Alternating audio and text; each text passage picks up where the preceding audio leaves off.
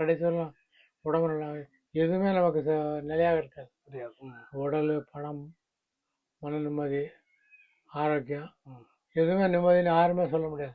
குறிப்பாக வந்து சாதி மதங்கள் வந்து நாங்கள் வந்து சாதியை வந்து மறுக்கிறாங்க. சாதியை வந்து மறுத்துட்டு நாங்கள் வந்து பெண்ணு கொடுத்து பெண்ணு எடுத்துக்கிறோம், உள்ளே எடுத்துக்கிறோம். ஆமா மச்சானா இருக்கிறோங்கிறாங்க. Okay okay. நெய்வேலி சாலை கிராமத்துக்கு உள்ளே வந்தோன்னா அவங்களோட ஸ்ட்ரக்சர் இப்படி தாங்க இருக்கும். ஃபுல்லாகவே கூரை வீடு மட்டும்தான் இருக்கும்.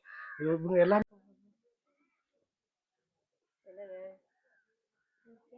இங்கே தான் வந்து அந்த கோயிலுடைய என்ட்ரன்ஸு. இது உள்ளே போய் தான் வணங்குறாங்க.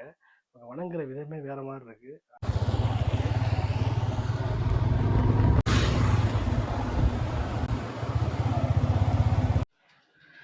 எல்லாருக்கும் வணக்கம். இப்போ நம்ம எங்கே வந்திருக்கோம் அப்படின்னு பார்த்தீங்க அப்படின்னா புதுக்கோட்டையிலேருந்து அன்னவாசலேருந்து கரெக்டாக எக்ஸாக்டாக ஒரு 8 கிலோமீட்டருக்கு உள்ளே வந்தோம் அப்படின்னா இந்த ஊரை நம்ம பார்க்கலாம். நெய்வேலி சாலை அப்படின்ற ஊர்.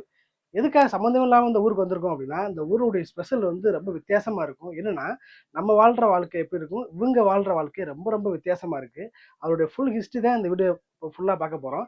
என்னென்னு பார்த்தீங்க அப்படின்னா இவங்க இப்போ இந்த காலத்துலேயுமே வந்து அவங்க கரண்ட் இல்லாமல் தான் வாழ்ந்துட்டு இருக்காங்க.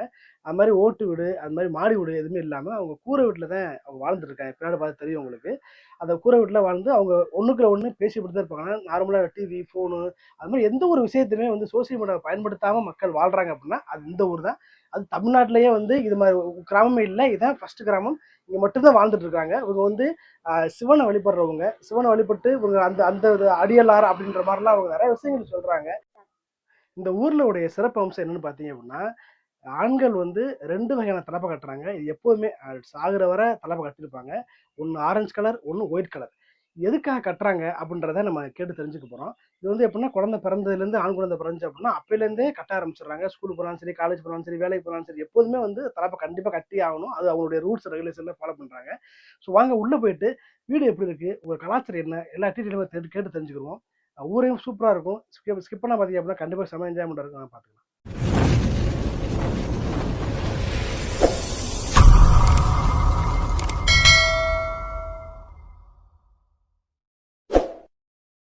இதான் நெய்வேலி சாலை கிராமத்துக்கு உள்ளே போகிறதுக்கு இதான் என்ட்ரன்ஸு. உள்ள செக்யூரிட்டி எல்லாமே இருக்காங்க. நம்ம என்ட்ரன்ஸு காட்டிட்டேன். உள்ளே போகும்போது இதை நீங்கள் போட பார்க்கலாம். கழனிகளே எங்கே விட்டு செல்லவும்.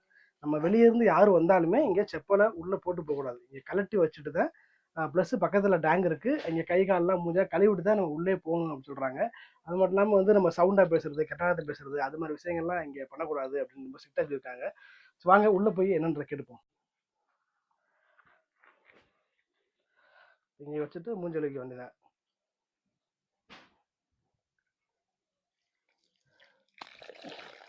ஸோ வாங்க உள்ளே போகிறோம். நம்ம உள்ளே போனால் வந்து நம்மளால கேட்க முடியாது. அட கேட்டுட்டு பர்மிஷன் எடுத்தால் உள்ளே போகணும்னு சொல்லியிருக்காங்க. வாங்க உள்ளே போய் அட கேட்போம் அப்படின்றது.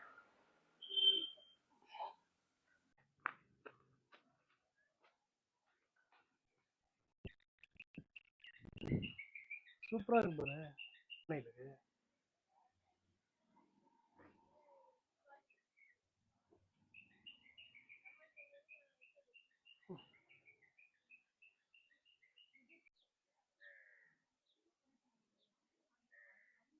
இங்கே தான் வந்து அந்த கோயிலுடைய என்ட்ரன்ஸு. இது உள்ளே போய் தான் வணங்குறாங்க. வணங்குற விதமே வேறு மாதிரி இருக்குது. வித்தவுட் ஸ்டாச்சு இல்லாமல் தான் வணங்குறாங்க. அவங்க வந்து ஒயிட் கலர் தலப்பா கட்டிருக்கவங்க வணக்கம் சொல்கிறது இப்படி தான் கை வைக்கிறாங்க. நான் லைவாக காட்டுறேன் உங்கள்கிட்ட. ஸோ உள்ளே போய் எப்படி என்ன பண்ணுறாங்கன்றதை பார்ப்போம்.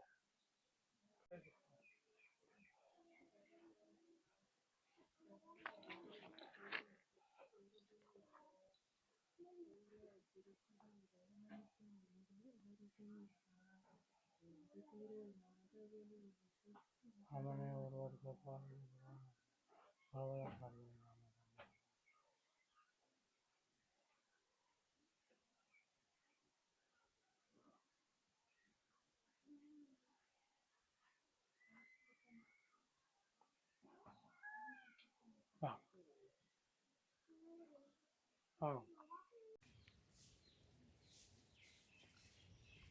நெய்வேலி சாலை கிராமத்துக்கு உள்ளே வந்தோன்னா அவங்களோட ஸ்ட்ரக்சர் இப்படி தாங்க இருக்கும். ஃபுல்லாகவே கூரை வீடு மட்டும்தான் இருக்கும்.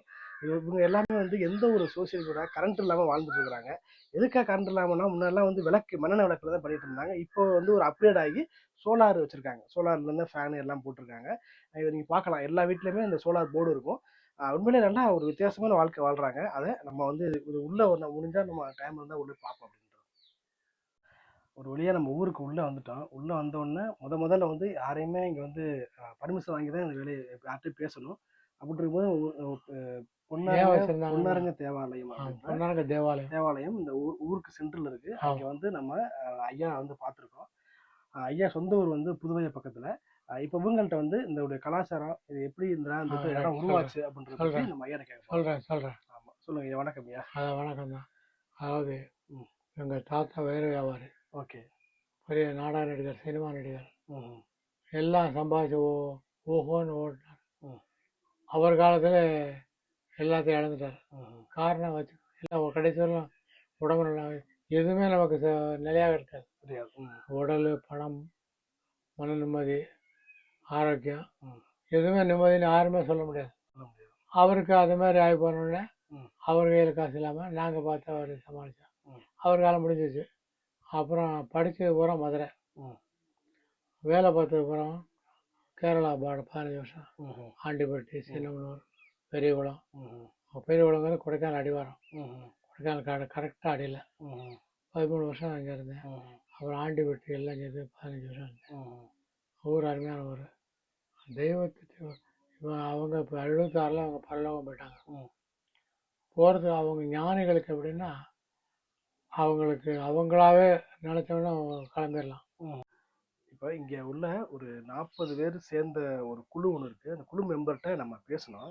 அவங்க சொல்கிற விஷயம் இந்த மக்கள் வந்து எந்த விதத்தில் வாழ்கிறாங்க அப்படின்னு கேட்டோம் அப்படின்னா 2 விதம். எப்படின்னா ஒரு சித்தர் வந்து தவம் இருக்கிறாங்க அப்படின்னா நம்ம தவம் நார்மல் பர்சனால் தவம் இருக்க முடியாது.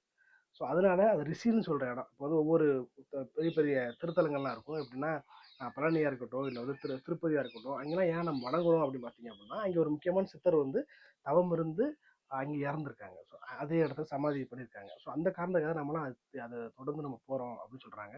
அதே மாதிரி ஒவ்வொரு மனுஷனும் வந்து இறந்த உடனே அவங்களுக்கு ஜீவன் அவங்க உயிர் வந்து வெளியே போயிடும் அப்படின்னு நம்புகிறோம். ஆனால் இவங்க என்ன நம்புகிறாங்க, இங்கே உள்ள மக்கள் என்ன பண்ணுறாங்கன்னா அந்த உயிர் உடம்புக்குள்ளே தான் இருக்கும் அப்படின்ற மாதிரி அவங்க நம்புகிறாங்க.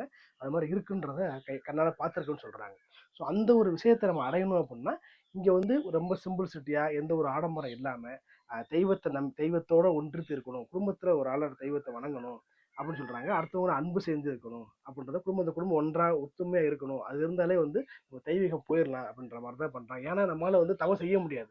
ஸோ அதை வந்து இந்த இதை முறைப்படி தான் நம்ம பண்ண முடியும். அப்படிதான் வந்து நம்ம உயிர் பிரியும் போது உயிர் வெளியே போகாமல் உடம்புக்குள்ளே இருக்கும் அப்படின்ற மாதிரி இவங்க நம்புகிறாங்க. ஸோ அதை இங்கே உள்ளவங்க சொல்லி இதை வந்து இதோட இந்த வீடியோ என் பண்ணிக்கிறேன்.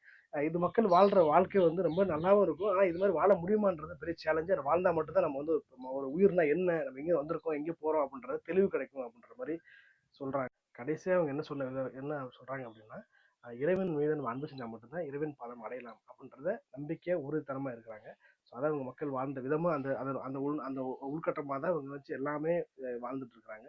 இதோட வெளியே என்ன பண்ணிக்கிறேன். கண்டிப்பாக பரவாயில்ல இருக்கும். கண்டிப்பாக டைம் இருந்தால் கண்டிப்பாக விசிட் பண்ணுவாங்க. உங்களுக்கு நல்லா பீஸ்ஃபுல்லாக இருக்கும். தேங்க்யூ.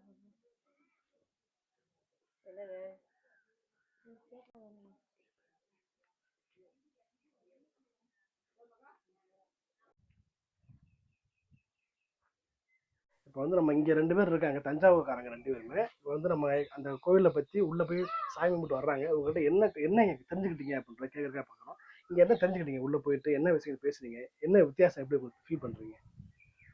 இந்த ஒரு சூழல் வந்து நல்லா பிடித்தமாக இருக்குது. இயற்கையோட ஏந்து வாழ்றதுக்காக முயற்சி பண்ணுறாங்க. அந்த முயற்சியை வந்து நம்ம பாராட்டணும். Okay okay. இந்த அளவு கூட நம்ம வெளி உலகத்தில் இல்லைங்கிறது அதில் ஒரு வருத்தம் இருக்கிறது. Okay okay. இங்கே வந்து அந்த இயற்கையோட பழங்காலங்களில் வாழ்ந்த அந்த மின்சாரம் கூட இல்லாமல் இருக்கிறது. அது ஒரு எல்லாத்துக்குமே ஒரு ஈர்ப்பாக இருக்குது. அமைதியான அது வந்து இருக்குது. அதில் சில பலவீனங்கள் இருந்தாலும் அது வந்து சில பழங்களோட இருக்கிறாங்க. இது வந்து எல்லாம் ஒரே குடும்பமா இருக்கும்னு சொல்றாங்க. அது வந்து நம்ம வரவேற்க வேண்டியது. வெளியே வந்து எதிர்பார்க்க முடியாது. குறிப்பா வந்து சாதி மதங்கள் வந்து நாங்க வந்து சாதியை வந்து மறுக்கிறாங்க. சாதியை வந்து மறுத்துட்டு நாங்க வந்து பெண்ணு கொடுத்து பெண்ணு எடுத்துக்கிறோம், உள்ளே எடுத்துக்கிறோம், ஆமா மச்சானா இருக்கிறோம்ங்கிறாங்க. Okay okay. நம்ம வெளியில உள்ள வந்து தாயா பிள்ளையா இருக்குன்னு சொல்லுவாங்க. ஆமா ஆமா.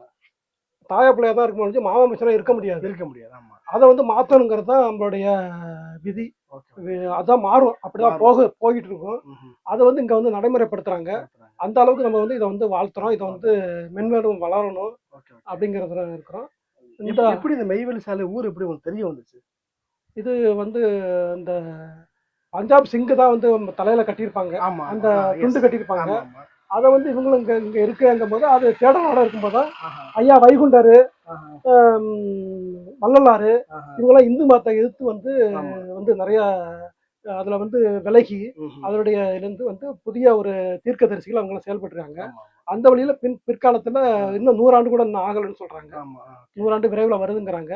ஐயா ஆண்டவருடைய இதுன்னு சொல்றாங்க.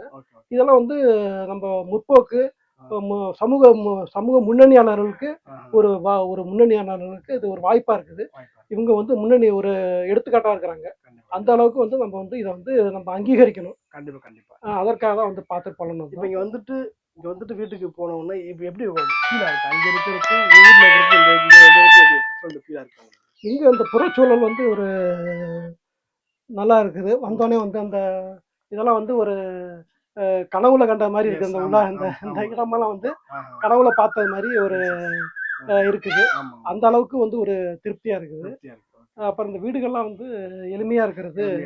அது வந்து நம்மளாம் வந்து எலக்ட்ரிசிட்டி அப்புறம் சோசியல் மீடியான்றது நிறைய விஷயம் போயிட்டு இருக்கு. இங்கே ரொம்ப பீஸ்ஃபுல்லா மக்கள் அன்பு ஒவ்வொரு ஆளும் மாற்றி அன்பு சேர்ந்து வாழ்றது ரொம்ப சந்தோஷம். இது அவங்க குழந்தைகிட்டலாம் சொல்லுவீங்களா இதை பற்றிலாம்? சொல்லணும், வந்து அழைத்து கொண்டு காமிக்கணும். கண்டிப்பா கண்டிப்பா. இந்த வாழ்க்கை வந்து உண்மையானதா இருந்தா நம்ம வந்து அதை வந்து ஊக்குவிக்கணும். அது வந்து உண்மையா இருக்காங்கிறது அது வந்து ஒரு கேள்விக்குறியா இருக்குது. மன திருப்திக்கு வந்திருக்கு. இல்ல வந்து பார்க்கணும் தான் வந்தோம். அதனால சில முரண்பாடுகள்லாம் நிறைய இருக்குது. அதெல்லாம் வந்து பேசினாதான் தெரியும். அது நடைமுறையில் எப்படி அதை சாத்தியப்படுத்துறாங்க, அதற்கு இவங்க பேசுறதுக்கும் நடைமுறைக்கு எவ்வளவு வித்தியாசம் இருக்குங்கிறத அதை வந்து உடைத்தறியணும். அப்பதான் வந்து அந்த உன்னதத்தை அடைய முடியும். அதற்கு வந்து இவங்களும் போராடிட்டு இருக்காங்க. அதற்கு நம்மளும் வந்து ஒத்துழைப்பு கொடுத்து நம்மளும் அடுத்த கட்டத்தை இவங்களை நகர்த்தணும் அப்படிங்கிறதுல நம்பிக்கை இருக்குது. ரொம்ப நன்றி.